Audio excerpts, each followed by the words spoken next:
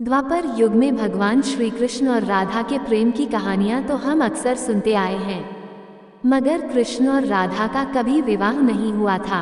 श्री कृष्ण का विवाह रुक्मिणी से हुआ था। रुक्मिणी ने कृष्ण को कभी नहीं देखा था, फिर वह उन्हें बहुत चाहती थी। जब रुक्मिणी का रिश्ता चेदिराज शिशुपाल से तय हुआ तो श्री कृष्ण ने उनका हरण करके उनसे विवाह कर लिया था। सुने श्री कृष्ण और रुक्मिणी के प्रेम की अनोखी कथा। हमारे चैनल को लाइक, सब्सक्राइब और शेयर अवश्य करें। राधे राधे। रुक्मिणी विदर्भ देश के राजा भीष्मक की पुत्री थी। वह दिखने में बहुत ही सुंदर, बुद्धिमान और स्वभाव की सरल कन्या थी। राजा भीष्मक के दरबार में जो कोई आता, वह भगवान श्री कृष्ण के साहस और बुद्धिमत्ता की तारीफ करता। रुक्मिणी बचपन से कई लोगों के मुख से कृष्ण की तारीफ सुनती आ रही थी, इस कारण वह उन्हें चाहने लगी थी। राजा भीष्मक ने अपने पुत्र रुक्म के कहने पर रुक्मिणी का विवाह चेदिराज शिशुपाल से तय कर लिया था। रुक्म शिशुपाल का खास मित्र था, इसलिए वह अपनी बहन का विवाह उससे कराना चाहता था। दूसरी ओर रुक्मिणी भले ही श्री कृष्ण से कभी नहीं मिली थी, लेकिन वह उन्हें दिल से चाहती थी, इसलिए उन्हें ये रिश्ता पसंद नहीं आया।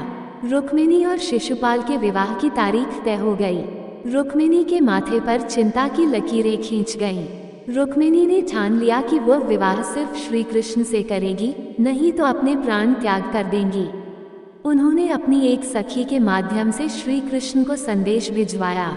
रुक्मिणी ने संदेश में कहलवाया कि वह उनसे प्रेम करती हैं और उसका विवाह शिशुपाल से तय हो गया है। अगर उसकी शादी कृष्ण से नहीं होगी तो वह प्राण त्याग देंगी। जैसे ही कृष्ण के पास संदेश पहुंचा, वह चकित रह गए। द्वारिकाधीश ने भी रुक्मिणी की सुंदरता और बुद्धिमत्ता के बारे में बहुत रखा था।